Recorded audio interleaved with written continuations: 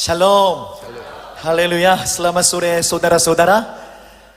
Semoga Tuhan memberkati semuanya. Saya sedikit takutnya karena saya belum bicara bahasa Indonesia lancar. Tapi jika mengunjungi saya tahun depannya saya mau bicara lebih baik, lebih bagus ya. Amin. Amin.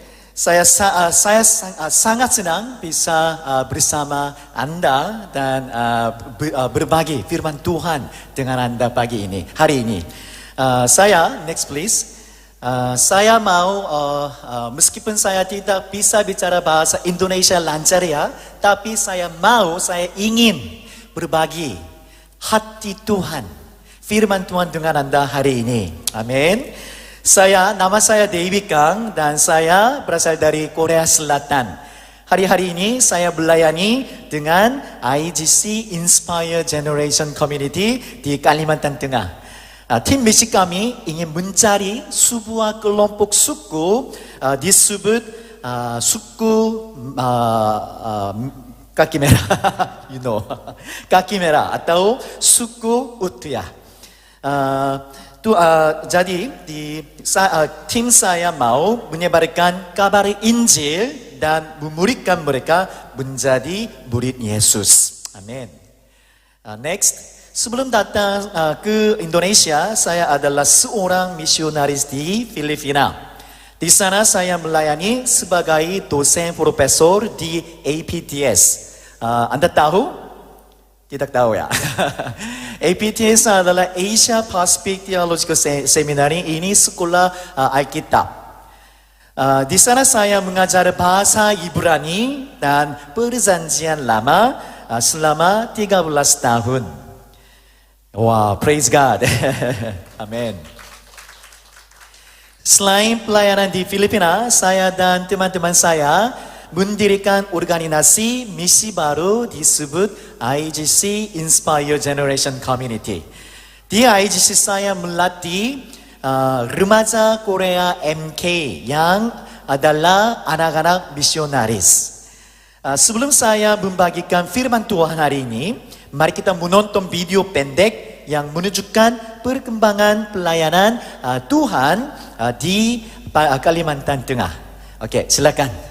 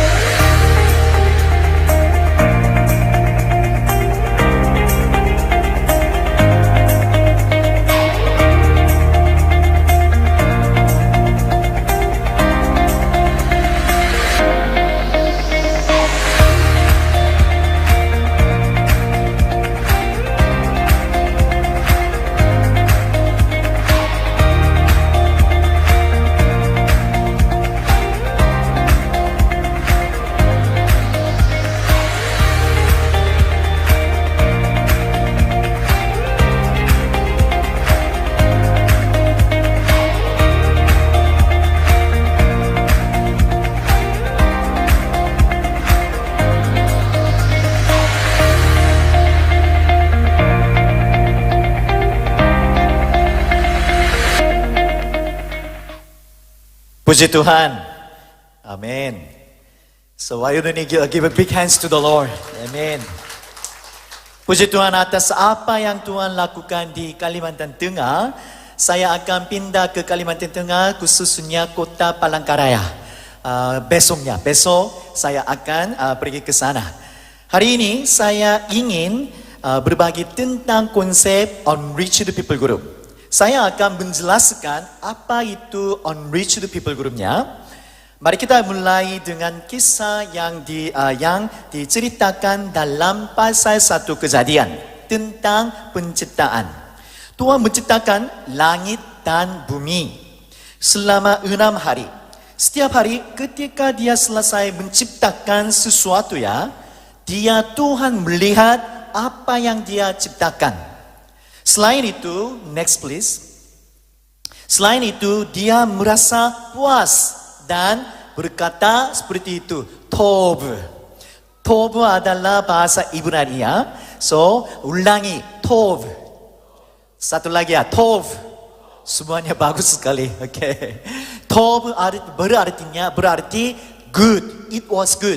Ketika Tuhan selesai menciptakan sesuatu, Tuhan melihat dan berkata seperti itu, Tov. It was good. Okay. Next. Mari kita baca Kejadian pasal 1 ayat 27.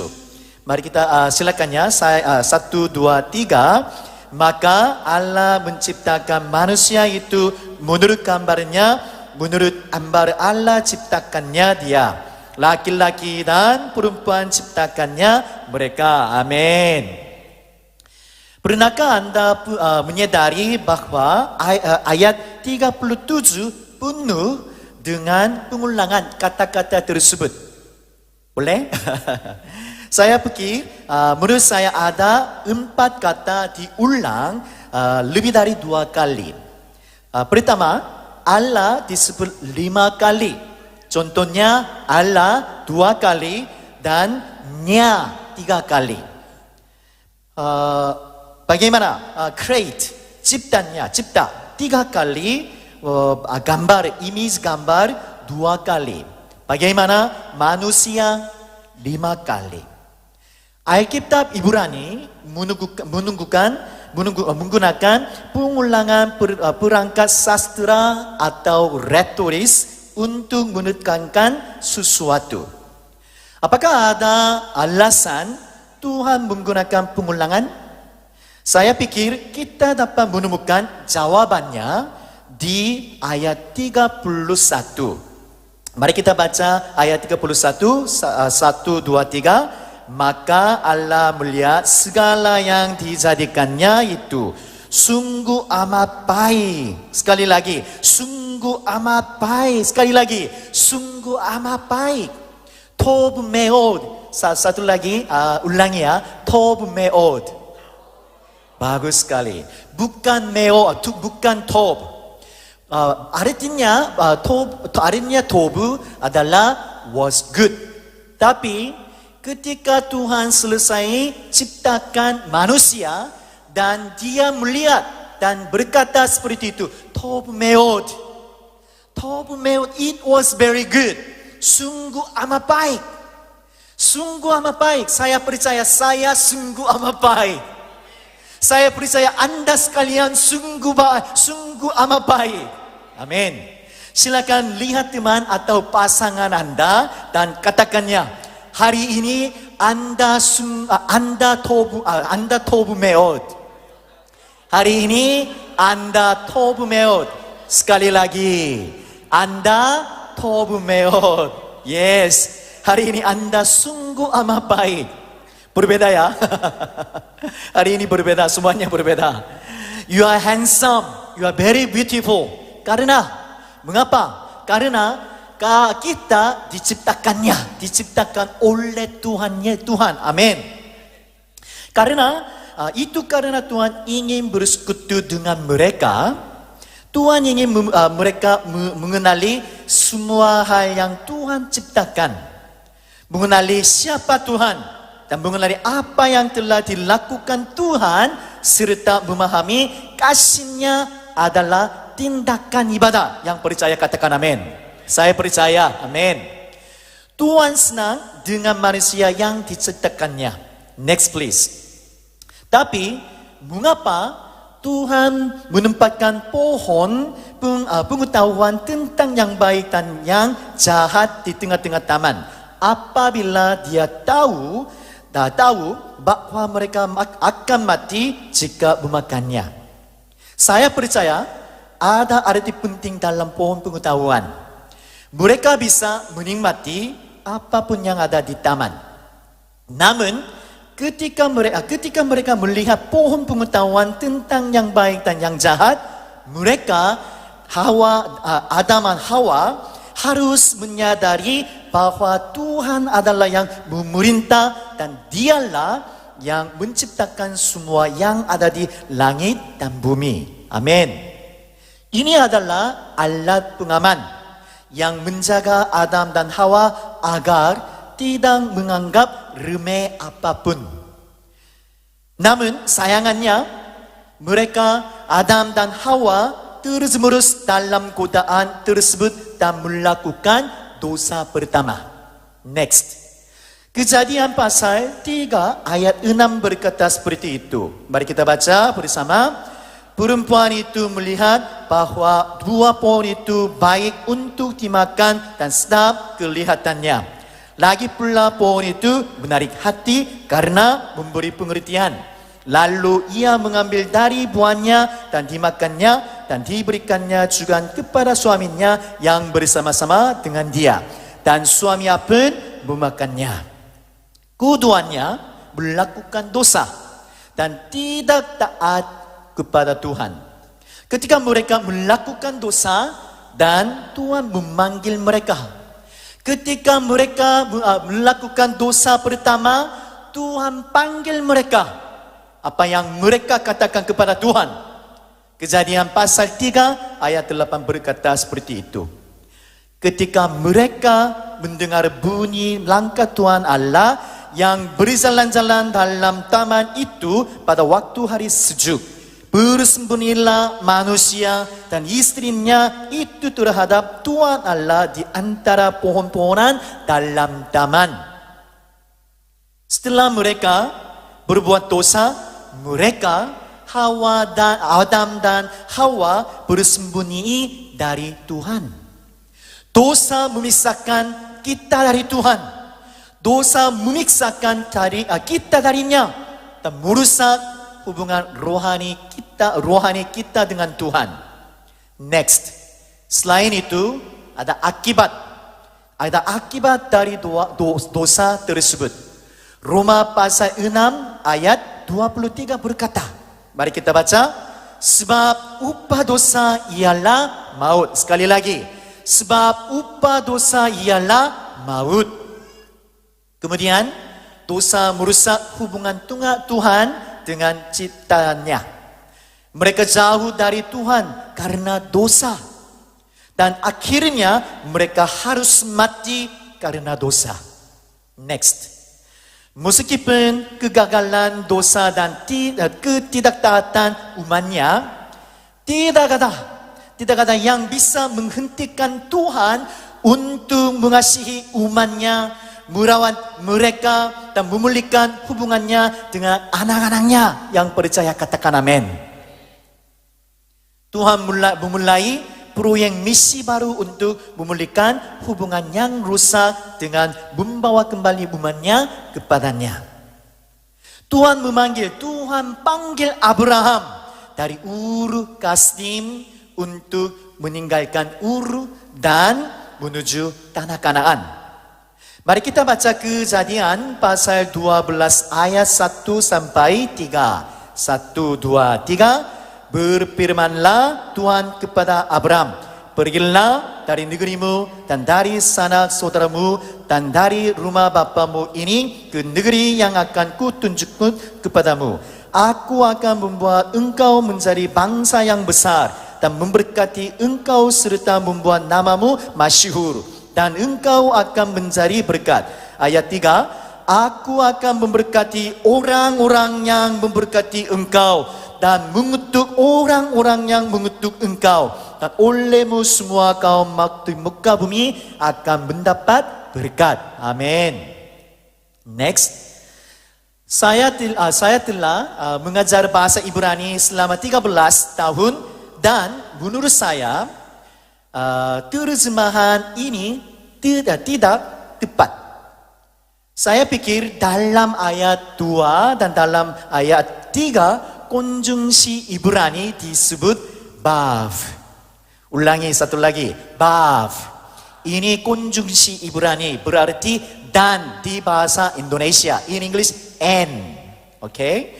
Bav berarti user biasanya ini berarti dan atau and in English.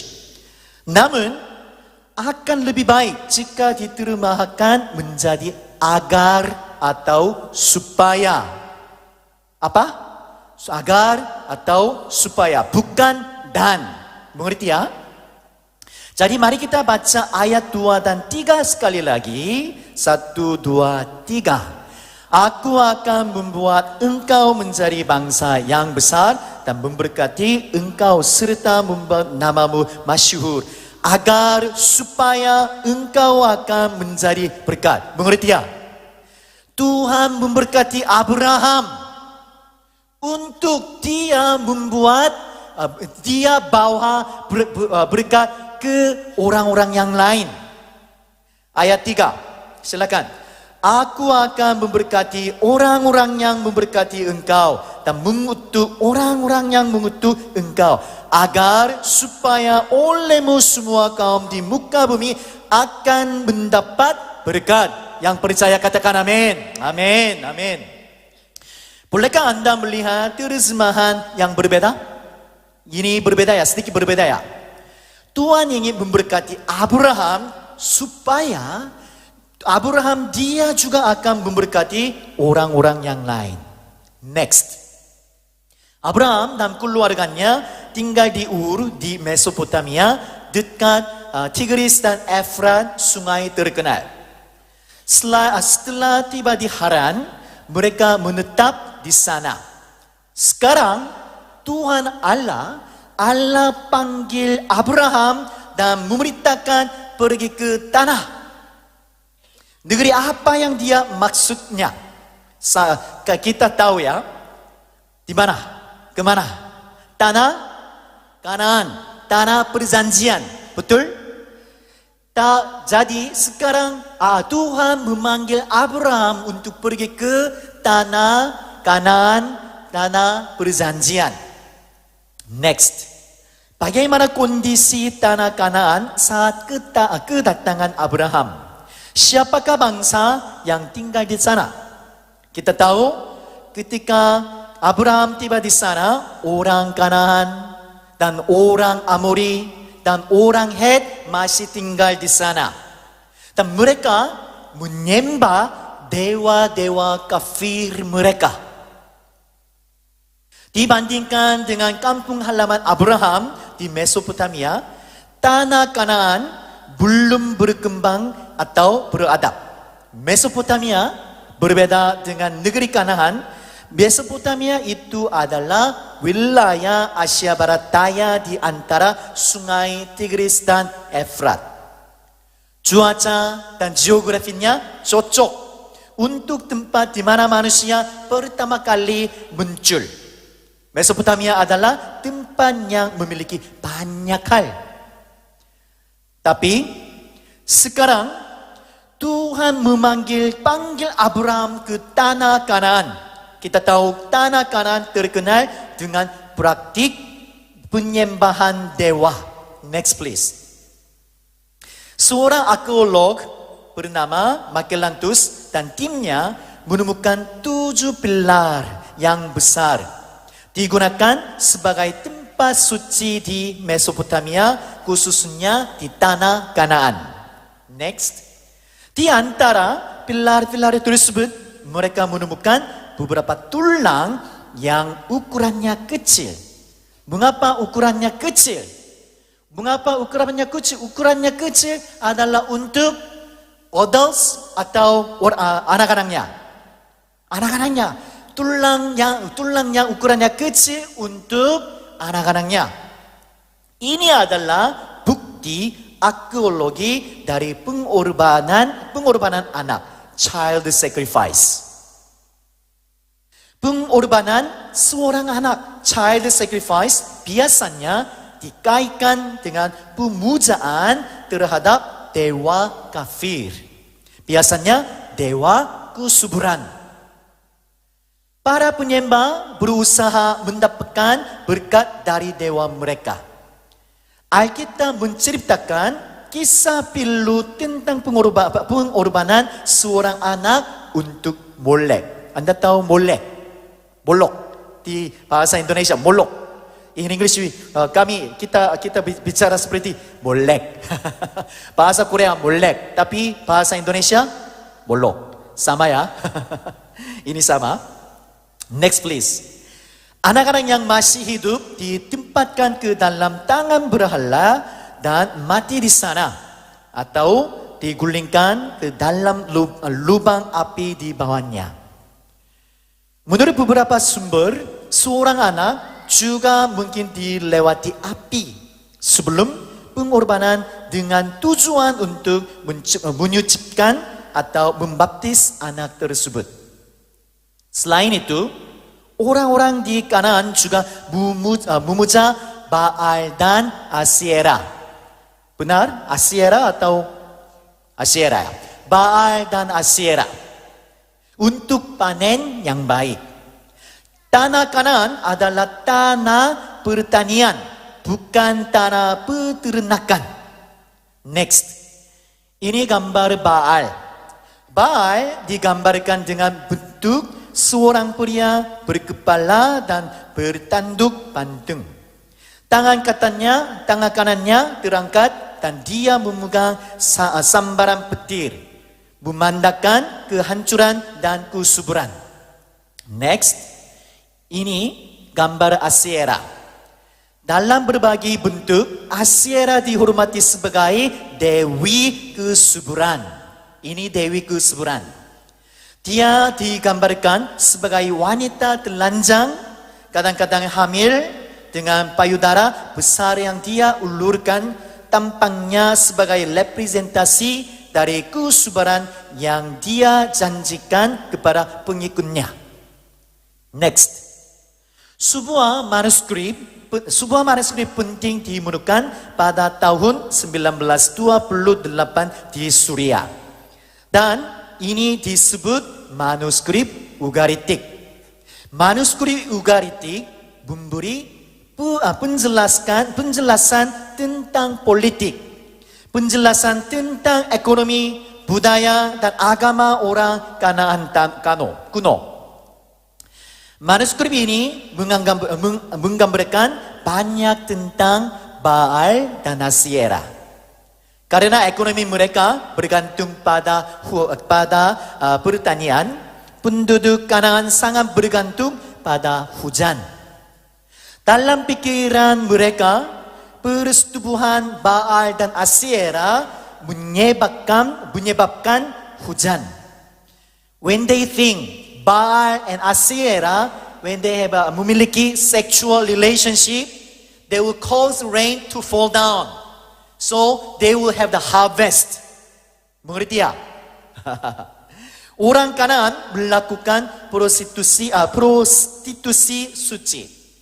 Sebagian besar orang percaya bahwa tindakan seksual yang dilakukan oleh pria dan wanita pelacur kuil dapat membangkitkan gairah Baal dan Asyera, sehingga tanah Kanaan menjadi subur. Ini adalah tanah Kanaan. Ini adalah tanah Kanaan yang tidak memiliki kebenaran Tuhan dan dihuni oleh dewa-dewa kafir. Sekarang, next. Tuhan panggil Abraham. Tuhan panggil Abraham untuk meninggalkan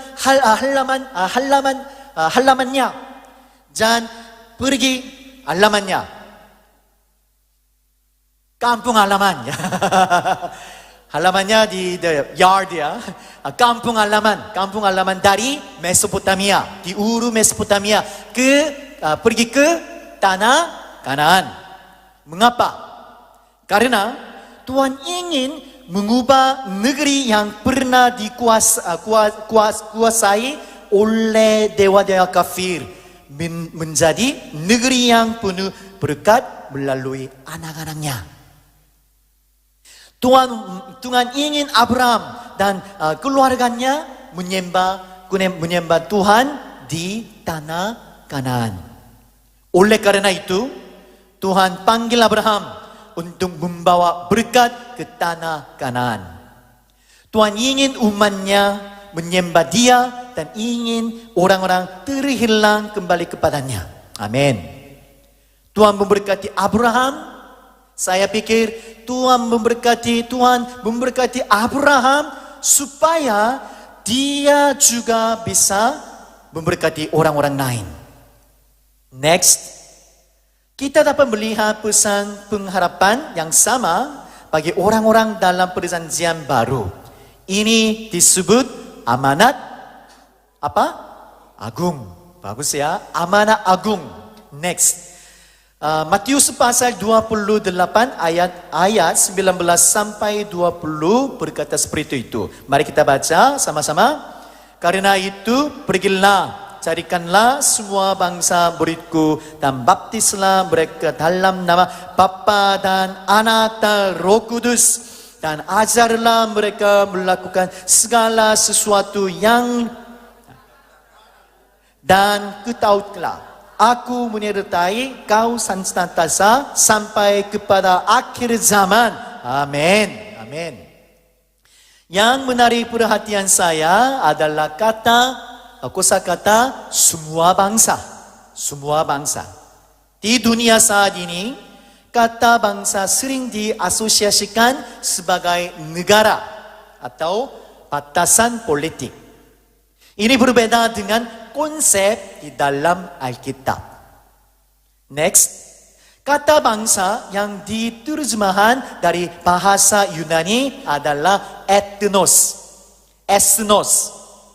Ulangi, ethnos. Bukan ethnos, ethnos.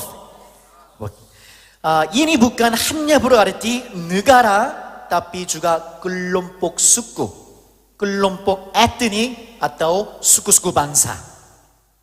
Yesus memberitakan kita untuk pergi ke semua bangsa, ke kelompok suku-suku bangsa, dan memberikan semua kelompok etnik atau kelompok suku yang ada di dunia.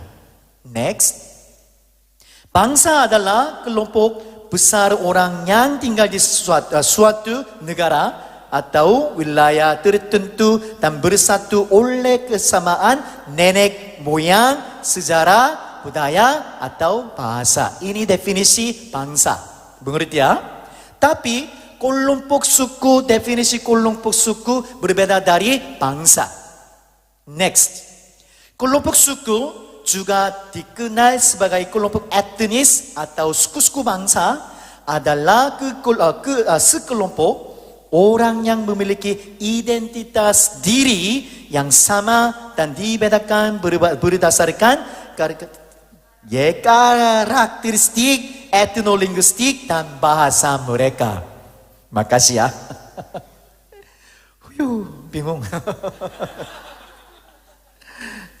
Tuhan Yesus tolong saya. Ya, next. Menurut proyek Joshua terdapat berapa banyak negara di dunia ya? 195. Satu lagi, 100. You have to memorize. Ada 195 negara di seluruh dunia dengan sekitar berapa banyak? 17.428 kelompok suku atau suku-suku bangsa di seluruh dunia. Ada banyaknya. Ada banyak. Next. Misalnya, India adalah sebuah negara. Benar? Ketika saya bicara India adalah sebuah negara, tapi suku-suku bangsa. Tapi India memiliki berapa banyak? 2.400 kelompok suku. Bagaimana Pakistan? Pakistan memiliki berapa banyak? 835 kelompok suku. Bagaimana Cina? Bagaimana Cina? Oh, tidak ada. Saya takutnya, mengapa? Cina memiliki 450 kelompok suku. Bagaimana Indonesia? Anda tahu ya?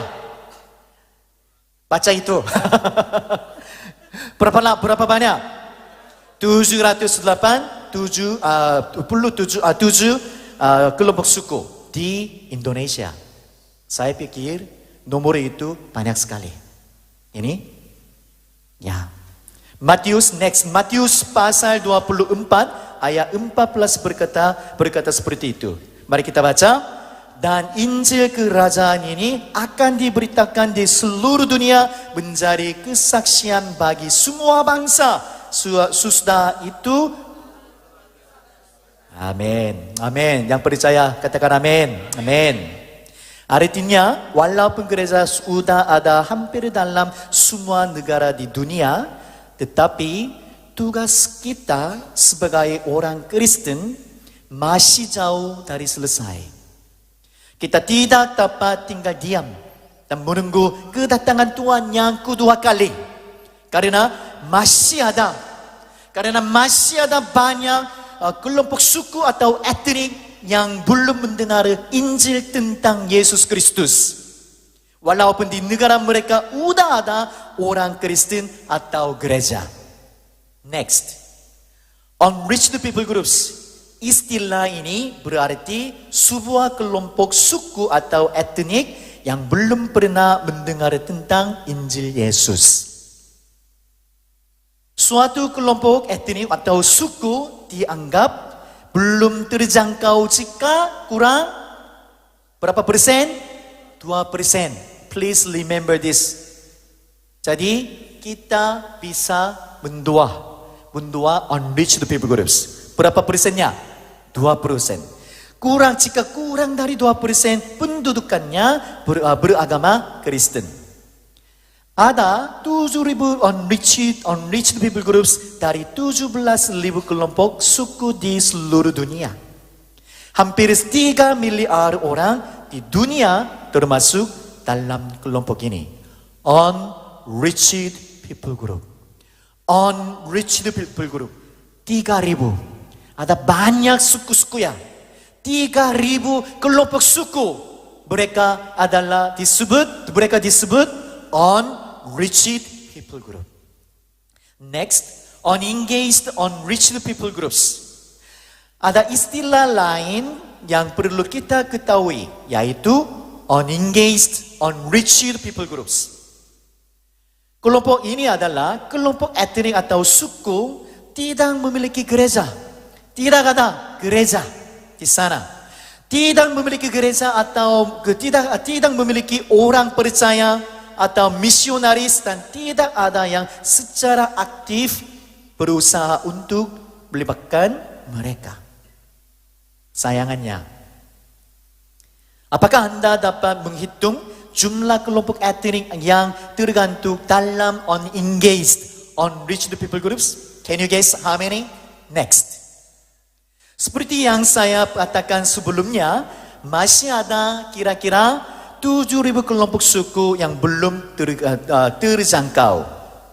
Dari 7.000 unreached people groups, setidaknya 3.000 kelompok etnik tidak memiliki gereja, orang Kristen, orang percaya, atau misionaris, dan tidak ada yang secara aktif berusaha untuk melibatkan mereka.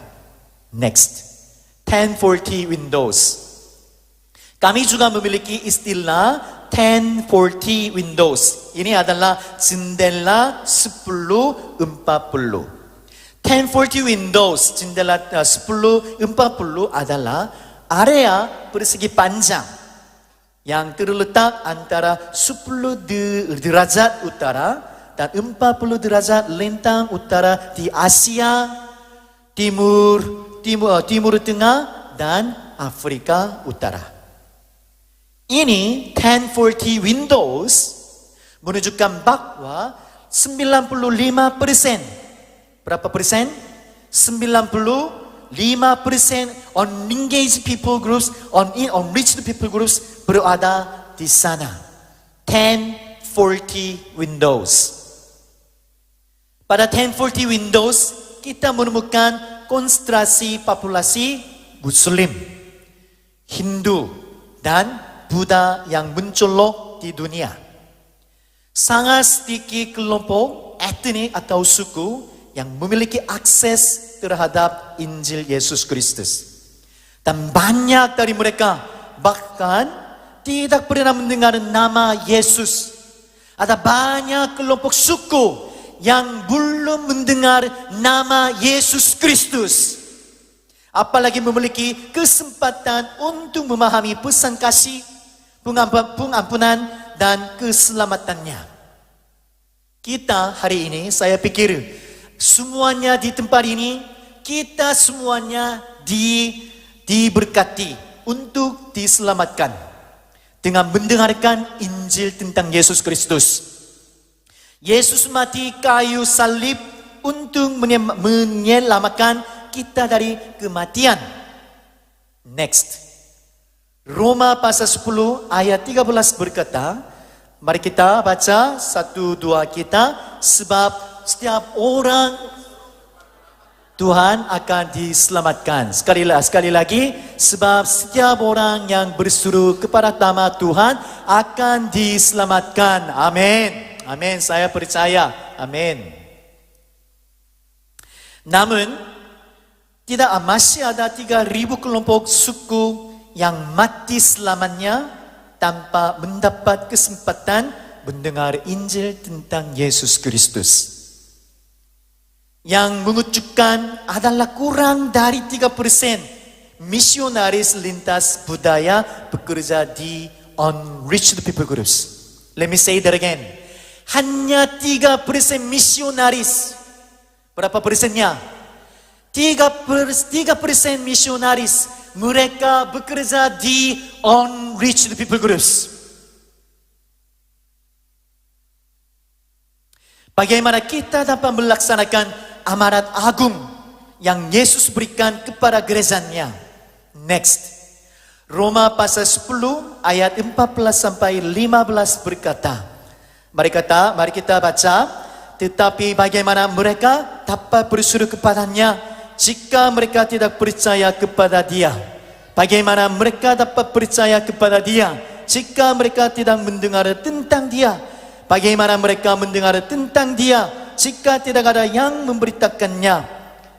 Dan bagaimana mereka dapat memberitakannya jika mereka tidak diutus? Seperti ada tertulis betapa indahnya kedatangan mereka yang membawa kabar baik yang percaya. Katakan amin. Amin. Kita harus mengenali dan peduli terhadap kelompok suku atau kelompok etnik terbaikan. Siapa mereka? Di mana mereka tinggal? Dan bagaimana keadaan mereka? Kita mulai belajar melihat dengan kacamata people groups. Untuk dapat mulai pikiran apa saja mungkin yang dapat dilakukan untuk menjangkau mereka. Pada tahun 2016, tim misi kami menemukan sebuah desa di dalam hutan yang bernama Tembang Mengarah di Kalimantan Tengah. Tidak ada gereja di sana sebelum kami datang. Kami terus mengunjungi desa itu bersama beberapa pendeta Indonesia untuk menyebarkan kabar Injil tentang Yesus Kristus. Next. Terima kasih banyak kepada Tuhan Yesus. Kami bisa membangun gereja di lokasi tersebut pada tahun 2018. Amin.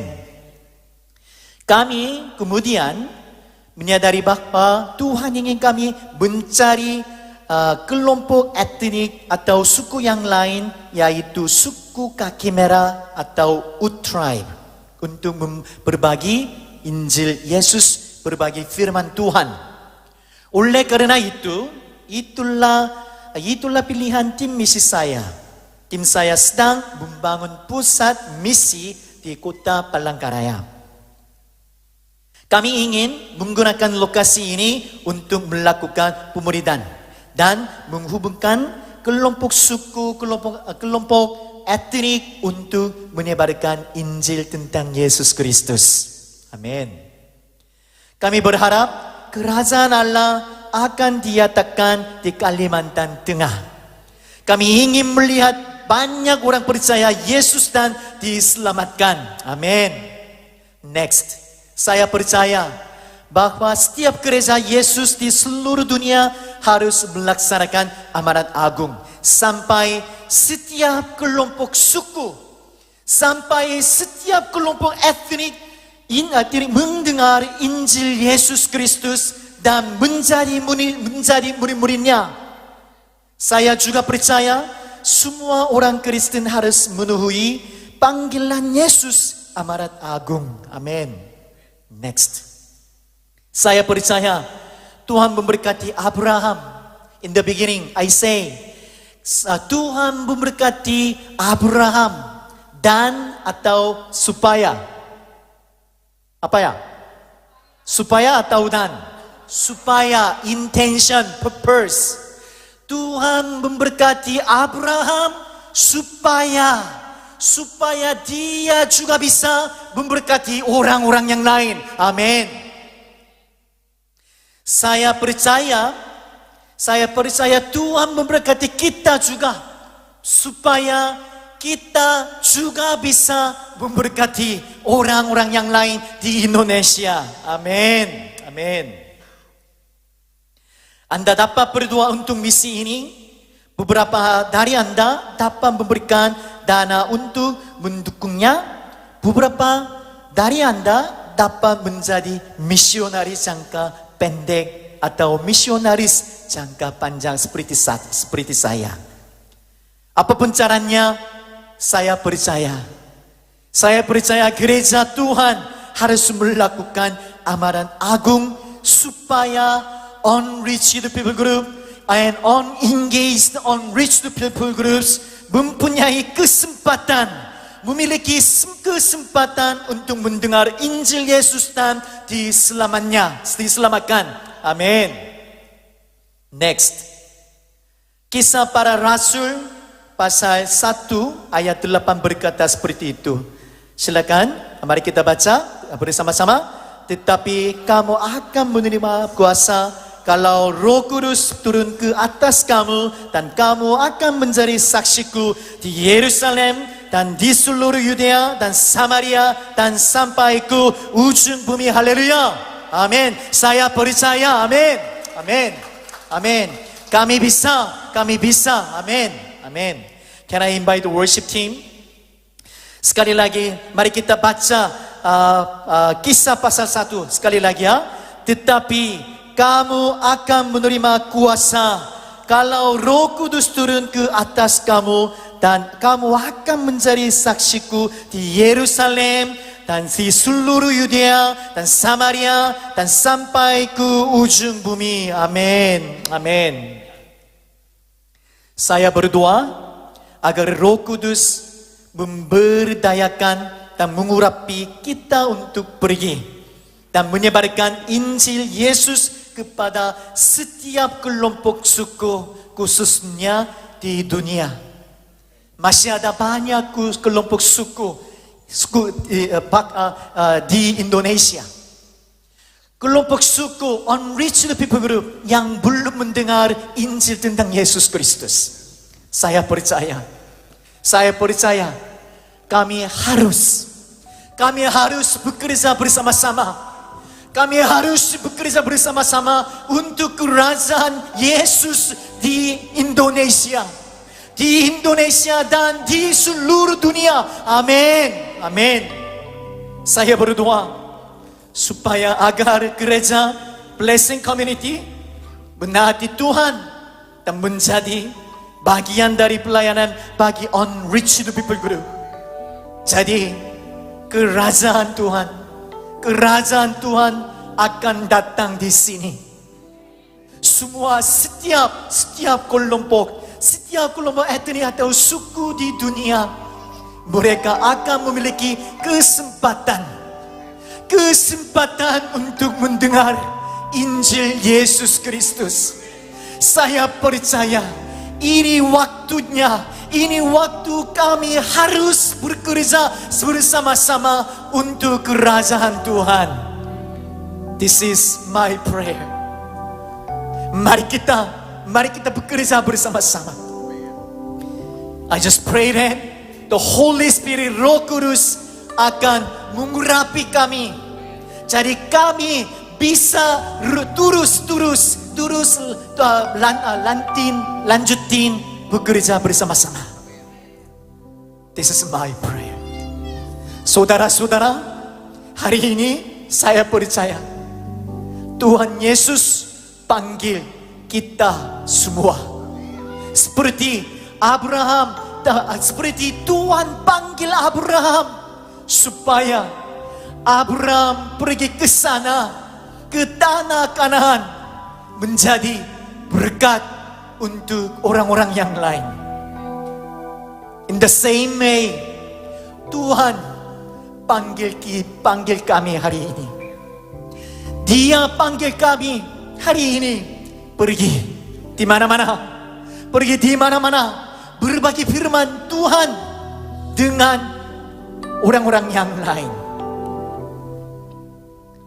This is our prayer.